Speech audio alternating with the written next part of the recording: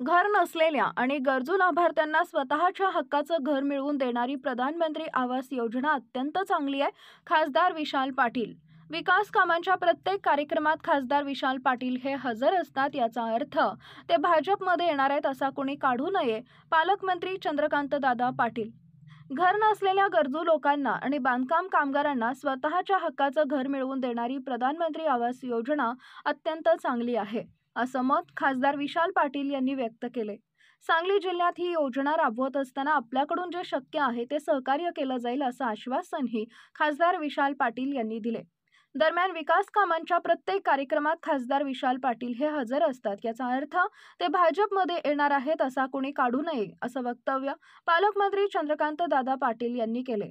खासगी भागीदारीतील प्रकल्पाअंतर्गत सांगली जिल्ह्यातील पहिल्या भीमपलास टॉवर्स प्रकल्पाचे पालकमंत्री चंद्रकांतदादा पाटील यांच्या हस्ते मिरजमध्ये हस्तांतरण करण्यात आले.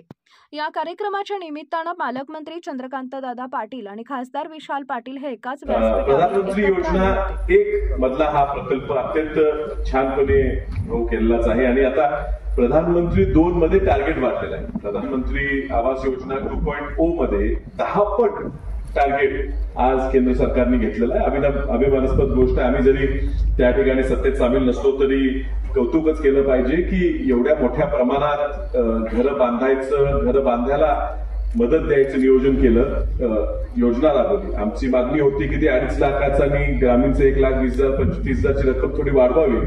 जरी वाढली नसेल तरी मोठ्या प्रमाणात घरं क्वांटिटी वाढवली आणि तो निधी असा केलेला आहे. त्यातनं मोठी घरं निर्माण होणार आहेत. महाराष्ट्रातच मला वाटतं जवळजवळ 20 लाख घरांचं टार्गेट ग्रामीणमध्ये आणि शहरीमध्ये मला वाटतं 8-10 लाखाचं घ्यायचं नियोजन परवाच मुख्यमंत्री फडणवीस साहेबांनी सुद्धा केलेलं आहे. आणि त्यात काही अडचणी पुढे येत असताना दादा तुम्ही मान्य केलं पाहिजे की हे शक्य झालं. एवढी मोठी रक्कम प्रत्येक बेनिफिशियरला देता आली नसती तर भाऊंनी आता सांगितलं कामगार मंत्रालयामार्फत खूप मोठं सहकार्य झालं. 2 लाख ही खूप मोठी मदत असते आणि 2 लाखाची मदत भाऊंनी दिली म्हणून ह्या ठिकाणी लोक घरं घेऊ शकले.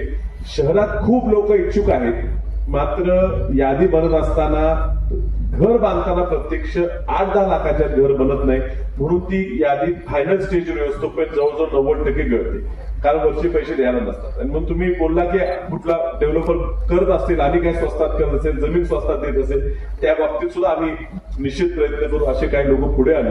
मात्र भाऊ त्यावेळी पालकमंत्री होते, कामगार मंत्री आहेत, ती जबाबदारी आता तुमची आहे. त्यामुळे पुढच्या प्रोजेक्टला हे 2 लाख 3 लाख तर तुमची पीएमएच्या 2.5 वरनं 50,000 वाढलेले 2 लाखाचे कामगार 3 लाख कसे देता येतील. म्हणजे येणाऱ्या घरात कन्स्ट्रक्शन कॉस्ट वाढत चाललेली आहे, स्टील वाढत चाललेलं आहे, सिमेंट वाढत चाललेलं आहे. पण हे संयुक्त केलं तर कुठेतरी सिमेंट स्टील एकत्र प्रोजेक्ट म्हणून घेता येते